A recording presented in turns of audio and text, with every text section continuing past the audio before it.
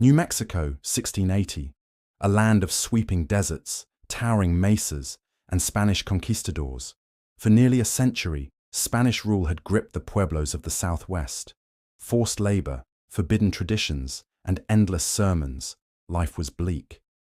But then came a man who dared to push back. His name was Popé, the architect of the greatest indigenous uprising in North American history. This is the story of a revolutionary whose resolve was as fierce as the desert sun, a man who united a people against impossible odds. This isn't just a tale of rebellion. It's the story of a people fighting for their way of life. Let's meet the man who made it happen. Born around 1630 in Okayowinge, Popé was more than just a man. He was a medicine man, a spiritual leader, the kind of guy who could heal your wounds, predict the rain, and remind you that your ancestors were watching. But then came the Spanish. In 1598, Don Juan de Oñate established the first Spanish settlement in New Mexico.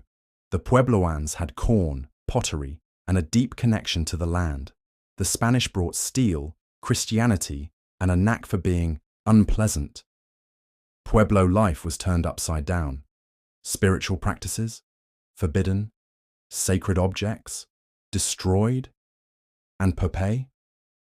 Well, let's just say he wasn't thrilled. In 1675, things came to a head. Spanish authorities accused Popé and 46 other Pueblo spiritual leaders of sorcery. They were beaten, imprisoned, and some were even executed. Popé was set free, but he wasn't about to let this slide. A revolution was brewing.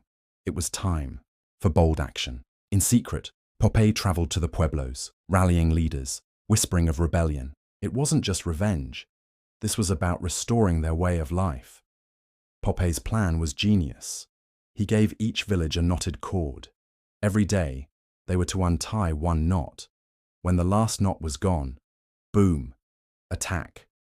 The date was set, August 11th, 1680. But the Spanish found out. Popé had to make a call, move fast or face disaster. He ordered the attack to begin immediately. August 10th, 1680. The revolt begins a day early. Pueblo warriors strike swiftly, overwhelming isolated settlements. The Spanish are caught off.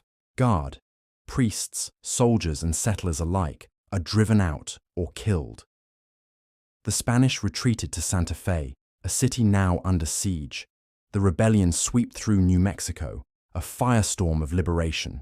For the first time in nearly a century, the Pueblo people were free. The revolt was a resounding success.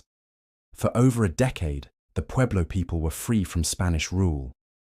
They restored their way of life, worshipping their gods, living their traditions. Popé's dream had come true. But unity was fragile. Different pueblos had different views, and soon cracks began to show. When the Spanish returned in 1692, they exploited these divisions. Popé passed away around 1688, a legend who had given his people a taste of freedom. Though the Spanish regained control, the revolt left a mark, proof that resistance was possible. Popé's spirit endures. His revolt became a symbol of resilience, a reminder that even in the darkest of times, the flame of freedom can never truly be extinguished. Thanks for watching. If you enjoyed this deep dive into history, make sure to subscribe for more tales from the past. See you next time on History Uncovered.